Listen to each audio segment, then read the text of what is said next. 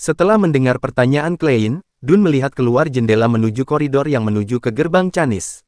Dia mengambil pipanya, mengisinya dengan tembakau dan daun mint, dan menempelkannya ke mulutnya. Dia menghirup napas dalam-dalam saat suaranya berubah reflektif dan melayang.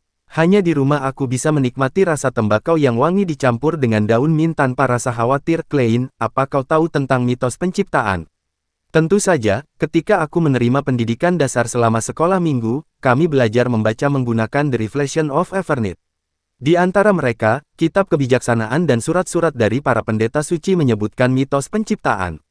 Klein berusaha mengingat-ingat melalui fragmen memori Klein asli. Dia memperlambat tempo dan berkata, Sang Pencipta terbangun dari Chaos Sea dan menghancurkan kegelapan, menciptakan sinar mentari pertama. Dia kemudian menyatukan dirinya sepenuhnya ke alam semesta dan membentuk semua keberadaan. Tubuhnya menjadi tanah dan bintang. Salah satu matanya menjadi matahari, sementara yang lain menjadi bulan merah. Sebagian dari darahnya mengalir ke laut dan sungai, dan yang memelihara kehidupan. Klein secara tidak sadar berhenti ketika dia mengatakan itu. Sebagian, itu karena ingatan yang relevan kabur dan mitos penciptaan sangat mirip dengan mitos penciptaan Cina Pangu. Imajinasi orang-orang dari dunia yang berbeda memiliki kesamaan dalam mitos dan legenda mereka. Menyadari bahwa Klein mengalami masalah, Dun tersenyum dan menambahkan, paru-parunya berubah menjadi peri, jantungnya berubah menjadi raksasa, hatinya berubah menjadi trin, otaknya berubah menjadi naga, ginjalnya berubah menjadi ular bulu, rambutnya berubah menjadi burung phoenix, telinganya berubah menjadi serigala iblis, mulut dan giginya berubah menjadi mutan, dan cairan tubuhnya yang tersisa berubah menjadi monster laut, yang intinya adalah naga. Perutnya, usus kecil dan besarnya, dan bagian-bagian jahat dari tubuhnya berubah menjadi iblis, roh jahat dan berbagai jenis keberadaan jahat yang tidak diketahui. Rohnya menjadi matahari yang abadi, dewa badai, dan dewa pengetahuan dan kebijaksanaan. Kebijaksanaannya melahirkan manusia. Itu adalah zaman pertama, zaman kekacauan. Klein menyelesaikan kalimat terakhir untuk Dun, tetapi dia menganggapnya lucu dan konyol. Sebagai seorang folkloris keyboard, itu adalah pertama kalinya ia bersentuhan dengan mitos penciptaan yang diatur dengan sangat detail. Itu sangat rinci sehingga hampir setiap ras terkemuka berhubungan dengan bagian tubuh tertentu dari Sang Pencipta. Ini seperti lagu anak-anak di mana mereka duduk berbaris dan memakan buah. Selanjutnya, itu tidak hanya disebutkan dalam cerita Dewi Evernith. Gereja Lord of Storm dan God of Steam and Machinery juga memiliki deskripsi serupa. Tidak ada dari mereka yang merendahkan diri mereka sendiri atau merendahkan dewa-dewa lain. Ini berarti mitos penciptaan itu nyata atau mengisyaratkan bahwa beberapa gereja telah mengalami masa perselisihan yang panjang sebelum berkompromi sebelum zaman kelima. Dengan mengingat hal ini, tiba-tiba Klein memiliki pertanyaan lain. Dia bertanya dengan cemberut, rasanya ada yang salah. Mengapa Eternal Blazing Sun, Lord of Storm, dan God of Knowledge and Wisdom lahir langsung dari roh pencipta, sedangkan Dewi tidak?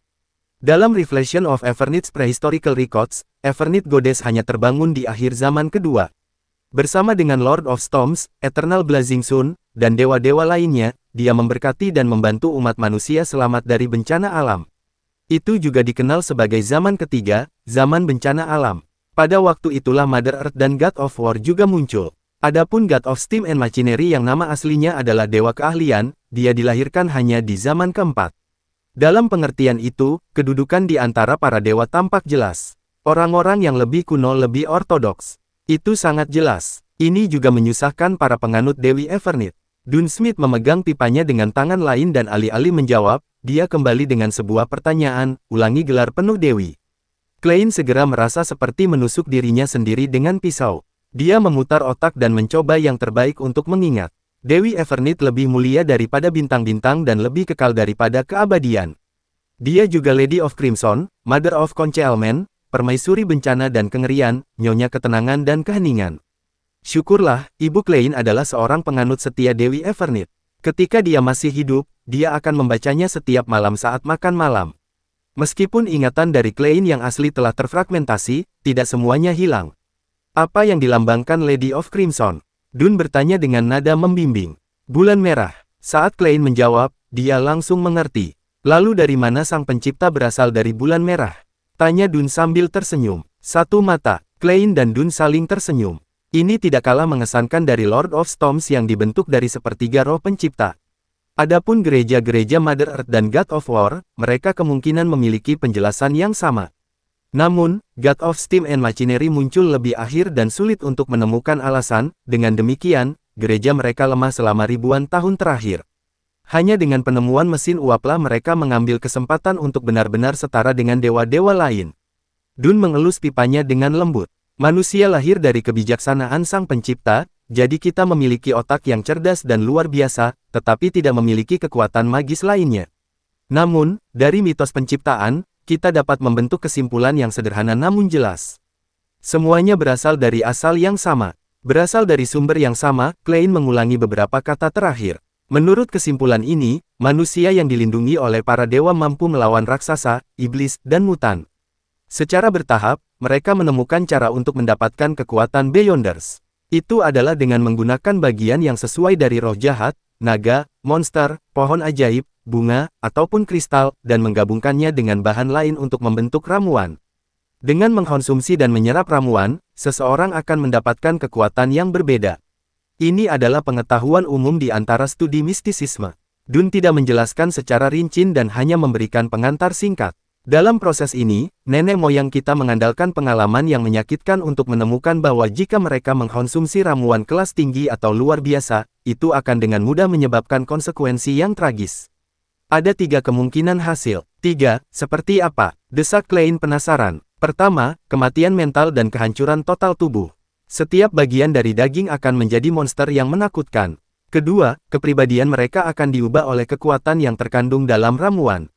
Mereka akan menjadi dingin, sensitif, mudah marah, kejam, dan acuh tak acuh.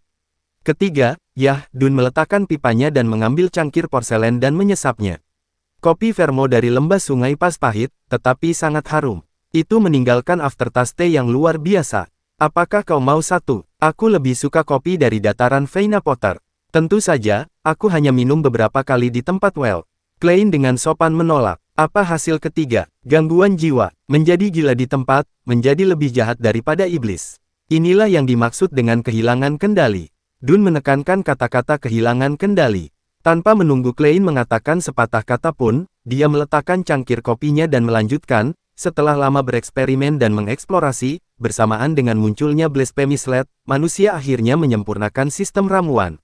Kami membentuk sistem berjenjang yang menghubungkan ke jalur perkembangan yang lebih stabil yang dikenal sebagai sequence. Semakin rendah angka dalam suatu urutan, semakin tinggi tingkat ramuan. Pada titik ini, 7 gereja besar masing-masing mengendalikan setidaknya satu urutan lengkap. Selain itu, ada juga sekuens yang tidak lengkap yang telah mereka kumpulkan selama ratusan atau ribuan tahun terakhir. Blasphemy Slate. Klein dengan tajam memperhatikan istilah itu. Di Gathering, The Hanged Man juga menyebutkannya. Menurut The Hanged Man, Blasphemy Slate adalah faktor paling penting dari pembentukan dan penyelesaian sistem ramuan. Itu sepertinya bertentangan dengan apa yang baru saja dikatakan Dun. Itu adalah hal-hal yang diciptakan oleh beberapa dewa jahat. Mengenai era yang muncul, apa yang terkandung di dalamnya, atau apa yang istimewa tentang itu, aku juga tidak yakin. Jika kau menemukan petunjuk, kau harus segera melaporkannya kepadaku. Itu layak untuk menempati tingkat respons tertinggi, kata Dun samar-samar, aku telah menyebutkan salah satu jenis kehilangan kendali. Sekarang aku akan memberi tahumu 4 yang tersisa. Baiklah, Klein mendorong pertanyaan Blasphemy Slate ke pikirannya dan mendengarkan dengan penuh perhatian. Meskipun manusia memiliki pikiran yang cerdas, mereka tidak memiliki kekuatan yang luar biasa, itu tidak mutlak. Selalu ada beberapa yang beruntung, mungkin aku harus menyebut mereka juga beruntung sekaligus sial. Mereka dilahirkan dengan persepsi yang relatif lebih tinggi. Itu juga berarti kemampuan untuk merasakan roh. Mereka dapat mendengar suara-suara yang tidak bisa didengar orang lain dan melihat hal-hal yang tidak bisa dilihat orang lain. Mereka memiliki karakteristik sebagian Beyonders. Sementara Dun berbicara, dia menatap udara kosong di sekitarnya dan menyaksikan Klein bergidik ketakutan. Dengan kata lain, jika mereka setengah dari sekuens 9 Beyonder dan memiliki karakteristik tetap. Oh, sekuens 9 adalah grade terendah dalam sekuens. Singkatnya, mereka hanya dapat memilih jalur sekuens yang sesuai. Jika mereka mengkonsumsi ramuan lain, efeknya bisa berkisar dari gangguan mental hingga kehilangan kendali, atau bahkan lebih buruk, kematian. Mengerti? Klein mengangguk pelan. Jenis ketiga mirip dengan jenis kedua. Setelah kau memilih jalur sekuens, kau akan dipaksa untuk mengikuti jalan itu. Tidak akan ada ruang untuk penyesalan. Jika kau mengkonsumsi ramuan dari urutan yang sesuai dari jalan lain, Akan ada kemungkinan besar kau akan mendapatkan kekuatan campuran, tidak umum dan menyilang. Tetapi hampir pasti bahwa kau akan berada dalam kondisi setengah gila, sensitif dan mudah marah, kejam dan haus darah, pendiam dan melankolis. Dan hanya ada satu kesempatan seperti itu. Setelah itu, terlepas dari apakah kau mengonsumsi ramuan dari jalur asli atau ramuan dalam urutan ini, satu-satunya hasil adalah hilangnya kontrol. Hasilnya kemudian bisa berupa kematian mental, sebagai alternatif, tubuh terurai menjadi monster atau bahkan berubah menjadi roh jahat. Ketika Dun berbicara, dia mengangkat cangkir kopinya untuk menyesap. Klein, yang menjadi khawatir dan takut setelah mendengar ini, terdiam beberapa detik sebelum bertanya, bagaimana dengan jenis keempat? Jenis keempat, hehe. Itu adalah masalah yang paling umum. Ketika kita mengonsumsi ramuan untuk mendapatkan kekuatan yang semula milik makhluk luar biasa, kita mengalami transformasi yang tidak wajar. Karena itu, kita akan sedikit banyak dipengaruhi oleh kekuatan spiritual yang tersisa. Walaupun gejalanya mungkin tidak bermanifestasi dan tidak dapat dideteksi oleh orang lain, itu pasti akan mengintai di pikiran seseorang.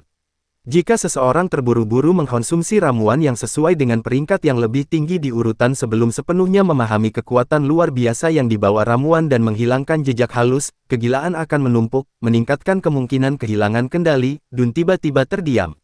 Setelah jeda singkat, dia berkata sambil menghela nafas, sesuai aturan internal kami Night Talk, bahkan jika seorang rekan tim memberikan kontribusi besar, mereka pasti telah mengkonsumsi ramuan terakhir 3 tahun lalu dan diperiksa sebelum dapat dipromosikan. Meski begitu, masih banyak yang kehilangan kendali setiap tahun. Betapa mengerikannya, Klein menarik napas saat dia bertanya, lalu bagaimana dengan jenis terakhir? Tidak ada sedikit pun senyuman meskipun bibir Dun melengkung. Jenis kelima adalah alasan paling umum untuk kasus kehilangan kendali. Bagi Beyonders, persepsi spiritual seseorang kurang lebih akan meningkat.